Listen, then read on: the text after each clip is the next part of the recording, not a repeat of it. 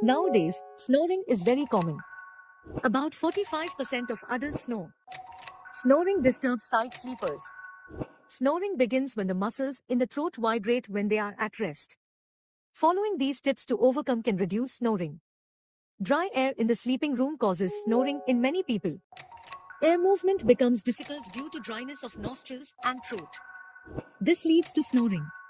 So keeping a humidifier in the room can solve the problem to some extent. Pranayam improves control over breathing. So learning pranayam is good. Due to this yoga process, the lungs get enough oxygen. Blood circulation in the body is also improved.